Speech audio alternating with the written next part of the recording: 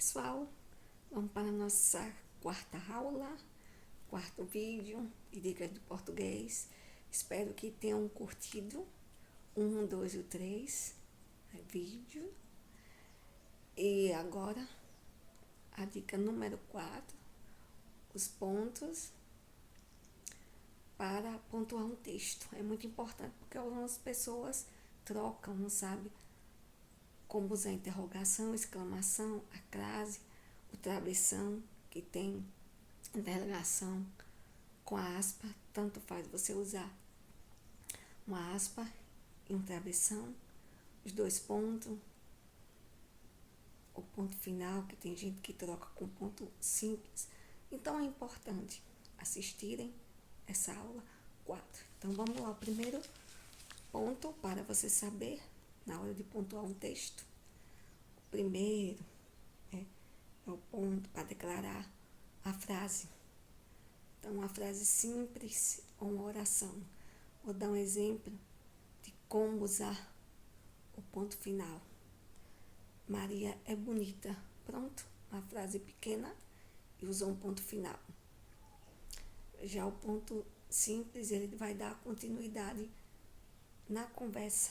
Você vai escrever e vai lá, coloca o ponto, e esse ponto simples você continua escrevendo, porque o ponto final significa que você não vai escrever na mesma linha, e sim na outra. Já o ponto simples, você pode escrever na mesma linha, dando continuidade ao seu raciocínio e sua escrita no texto, certo? Nunca confunda vírgula com ponto simples. A vírgula é dar uma pausa na sua conversa e na escrita também, porque se você escrever rápido demais e falar rápido demais, ninguém vai entender.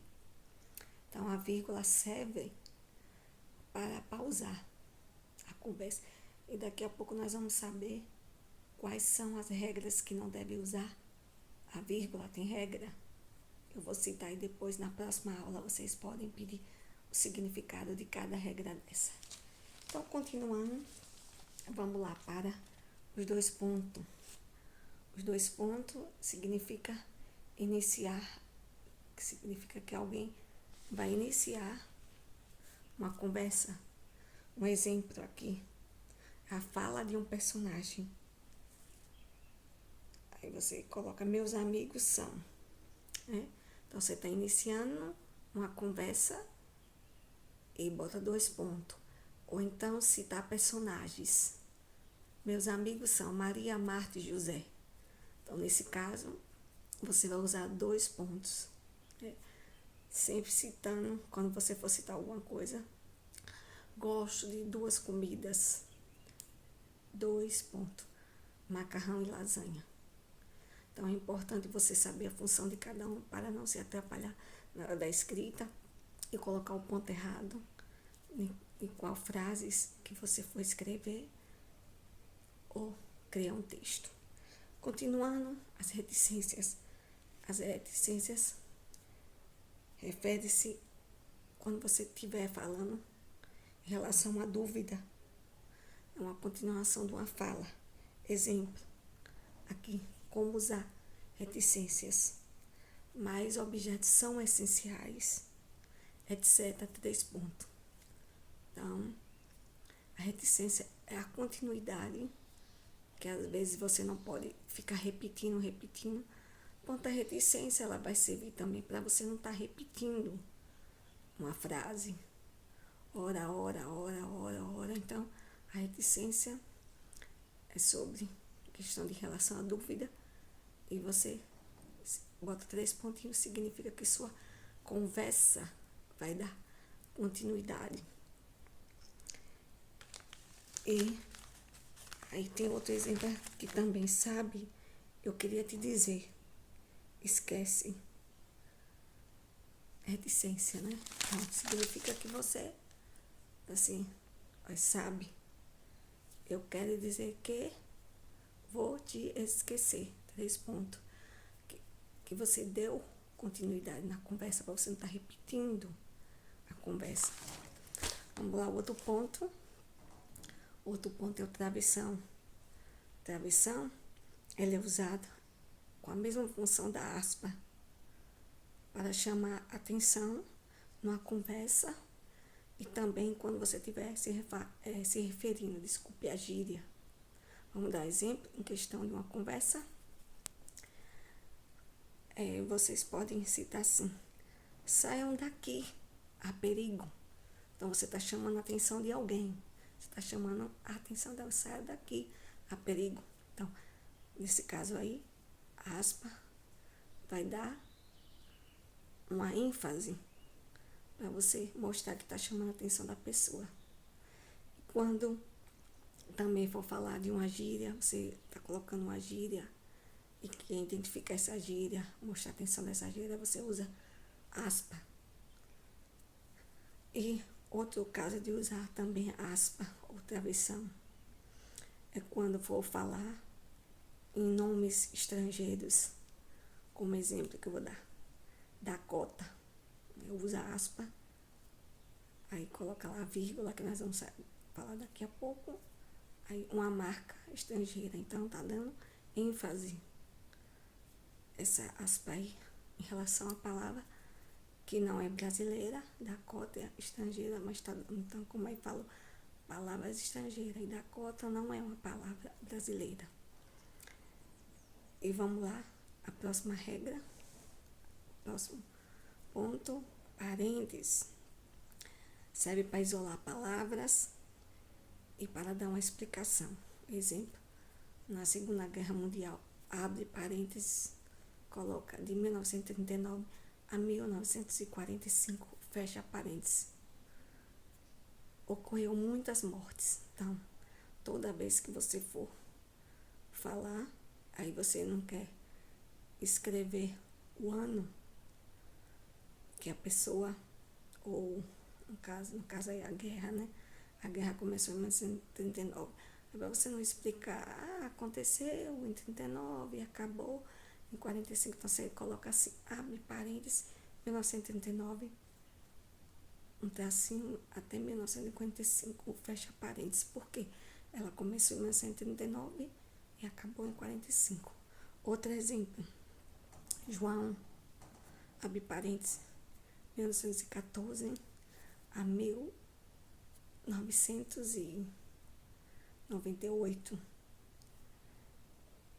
Vivia na cidade de Estância, Sergipe. Então, significa que aí falou o ano que a pessoa nasceu, não está explicando tudo, né? Fez isolamento, tracinho e o ano que a pessoa morreu. Então, entendam que o parente sempre vai isolar. Em questão também, citar algo, citar gosto de viajar, aí coloca lá, né, o ano que a pessoa pretende viajar e o ano que a pessoa pretende ficar, fecha parênteses. Citou, para não estar explicando. Então, parênteses vai fazer sempre isolamento de palavras para uma explicação. Vamos lá, outra dica que um parênteses no texto pode substituir uma vírgula e um travessão também. Então, esse parênteses pode também substituir, para você não estar repetindo aquela numeração. Então, você começa a frase, bota a numeração lá que você quiser citar, ou se for um acontecimento, como eu falei, da Segunda Guerra Mundial, né, que foi 1939 a 1945. Então, veja que é importante saber a função. Se alguém tem mais dúvidas sobre parênteses, me procura nesse mesmo canal, que eu dou mais explicações e mais exemplos. Vamos lá agora ao ponto de exclamação. Indicado para dar uma ordem. Exemplo: cale-se. Cale-se, está dando uma ordem. Silêncio, você está dando uma ordem. Então, exclamação serve para isso, dar uma ordem. E também palavras que indicam interjeição. Depois, vocês podem me pedir uma aula de interjeição. Vou dar exemplos de palavras que indicam interjeição. ufa, ai, eita. Esse eita aí é como uma gíria, mas está indicando uma interjeição. Também quando palavras têm emoção. Exemplo, que pena, tenha misericórdia. Então, são exemplos de usar exclamação. E, como eu falei, também tem a interrogação, já se percebe. Sempre vai usar a interrogação em perguntas. E sempre as perguntas começam com porquê, né? A maioria das perguntas, esse porquê. Porque esse porquê aí é o porquê separado, porque é uma pergunta, lembre-se. Depois tem a regra do porquê também. Toda vez que vocês forem fazer uma pergunta, então, em alguns casos, né, tem outros modos de como, o que também, são conjunções, né? O que, como. Aí, para fazer uma pergunta, mas o porquê, sempre para fazer a pergunta, é o porquê separado.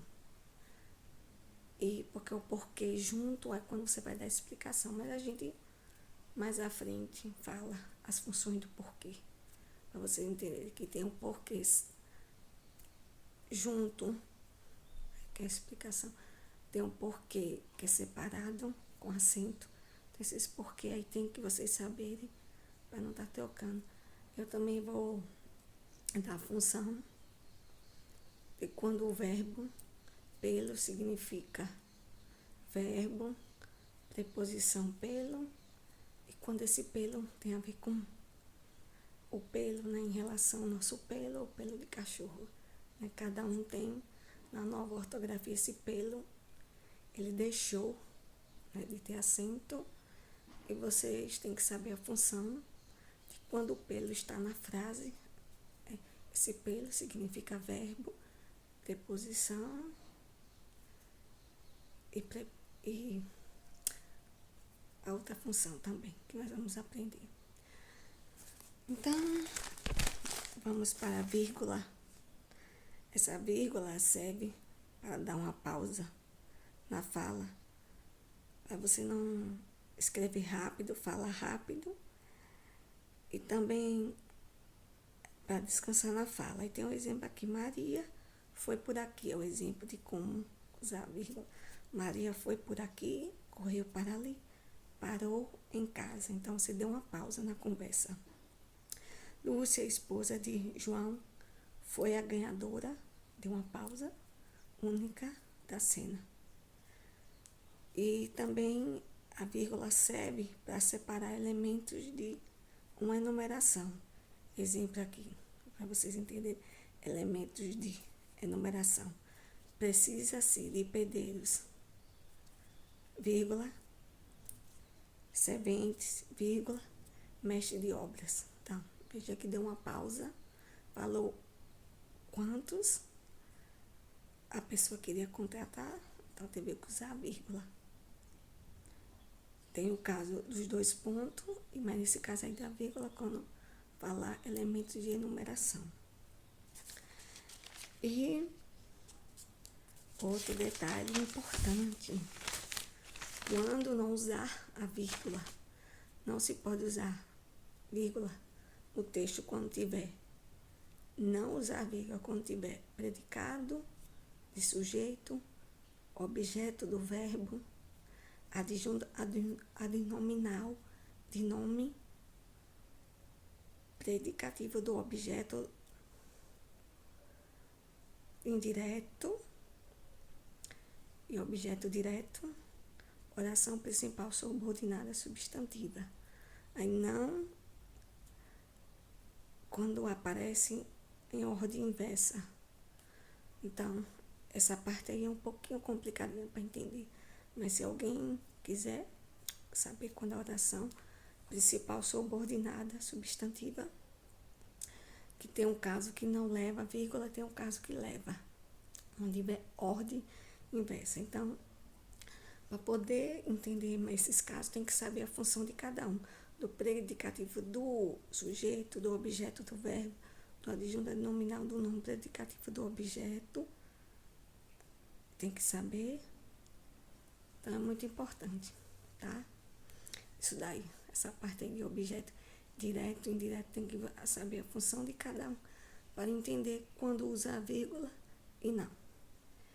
E, por último, que é uma parte essencial, as pessoas perguntam assim, mas esses pontos não estão na língua portuguesa. É os símbolos de asterisco, né? Esse símbolo de asterisco, algumas pessoas não sabem, mas eles não servem só para serem usados para desbloquear ou bloquear um celular.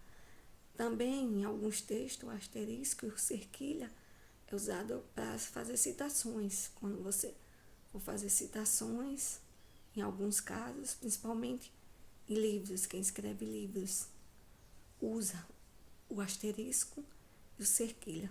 Então, tá aí minha aula.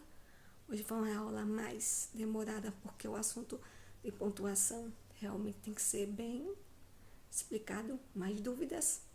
Se inscrevam. E até a próxima aula. Bye! Aguardo vocês, meus seguidores.